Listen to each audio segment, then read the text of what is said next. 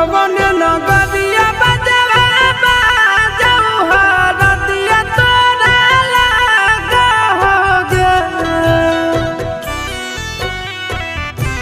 कवन नगरिया बजवा बाजऊ हरदिया तोरा लागोगे, हरदिया तोरा लागोगे। जानूगे सुनी के कर जाए हमर फाटो हो दरदिया कोई नहीं बाटो होगे। जानूगे सुनी के कर जाए हमर फाटो हो दरदिया कोई नहीं बाटो होगे। पूर्व नगरिया बजवा बाजऊ हरदिया हमारा लागो, हरदिया हमारा लागो रे। सोना रे घरवा के लोगा बहई मनवा मड़वा बैठी डाटो रे।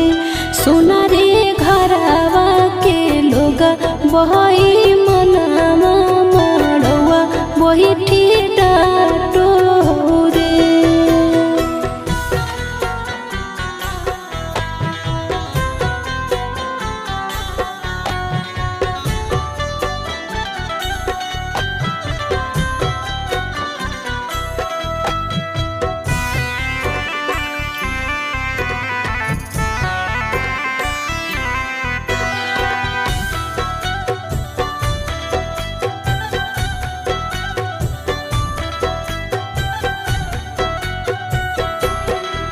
हद जखनी ढराई जइतौ तोर शंखा बनिया, हो जइतै खत्म हमर प्यार के कहानिया। बुझे मजबूरी नहीं है हमर कसूर रे। इहे शायद होते भगवान के मंजूर रे। काठ के करे जावा बनाइले नी दया नहीं आवोगे। जानूगे सुनी के करे जा हमर फाटो हो दरदिया कोई नहीं बाटो होगे। जानूगे सुनी के करे जा हमर फाटो हो दरदिया कोई नहीं बाटो होगे।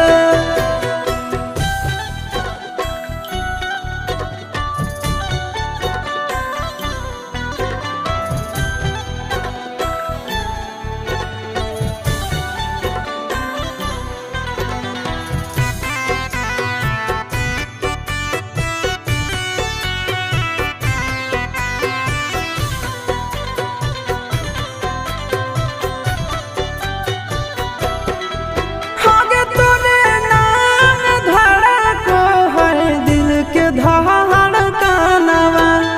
मंगिया भरते चली जइबो सामसनवा। के कर दिए तो सही है किस्मत के खेला। भूल जाई है आशीष नंदन अमन आल बेला।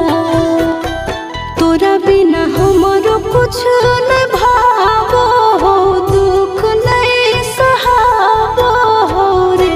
सोना रे घरवा के लोगा बहई मनवा मड़वा बैठी डाटो रे। जानूगे सुनी के करे जा हमर फाटो हो दरदिया कोई